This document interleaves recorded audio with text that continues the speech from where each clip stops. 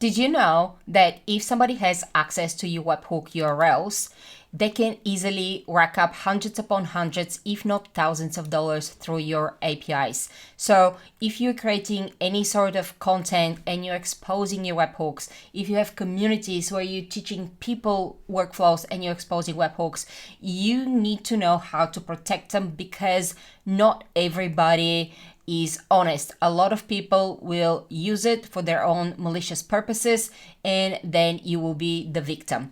So in this video, I'm going to show you exactly how to protect them. It's super easy, and I'm going to show you how to test everything. So let's start with testing. I'm going to copy my webhook URL. I'm going to click on execute workflow. So it's sitting and waiting for its response. I'm going to go to Postman, and Postman is just a testing playground. And I'm going to click on new request where it says send an API request. I am going to swap the get with post, because if you look at my workflow, the request is a post. And then I'm going to paste that webhook URL and click on send. And straight away, I can see that I can connect to this URL, and webhook. So if I'm that malicious person, I now know that I can freely use your webhook.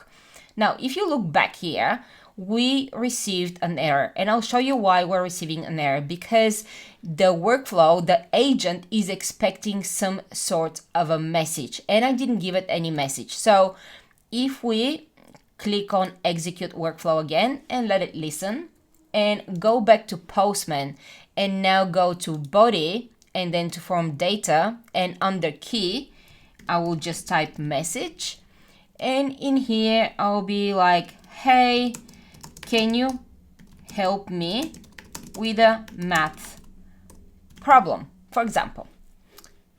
And then I'm going to send this request again, and now we will get an answer with the output. Of course, I'd be happy to help you with your math problem. What are you working on? And then if I go back to my workflow, you will see that it is completely completed. Executed, should I say, not completed. But now let's go into how exactly to protect your webhook. You're going to click into webhook, then you're going to click into authentication, this drop down menu, and you'll see you can have a basic authentication, you can have a header authentication, which is probably what you will be using the most. You have a JWT authentication, which is a JSON Web Token authentication. Generally, you would use that if you're setting up something for companies and you need to have username and passwords. So usernames and passwords for maybe different employees that have different access. And the last one is none, which is what is the standard that comes with a webhook. So we're going to click on header authorization, and then you'll see the next drop down that is popping is credential for header auth. You're going to click on this drop down, and then you're going to click on the plus sign that says create new credential.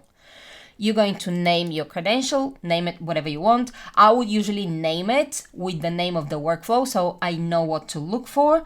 But now I'm just going to click test authorization. The name can just be authorization, and the value will be your password. Try to make it, if this is for real, try to make to create a value or a password that is actually hard to guess. Don't go with password or 1234. Use something that is hard to guess, and then click save. Now, if I go back to Postman and I send the exact same request, oh, sorry, I actually didn't start the execution. So if I click on execute workflow again, and I go back and click on send, now I'm getting a 403 forbidden. So it's telling me that I do not have access to this resource. And if I go back to my N8N, it's still waiting for something. So just to show you, how to test to make sure that only people that have that authorization will be able to access is you go to headers, and under key, you will put your key, and under value, you put that value you put in. And yes, I know I told you to pick something that is hard to guess, but this is just a test authentication that I will be deleting as soon as I finish this workflow. And now I just want to make sure it's still waiting.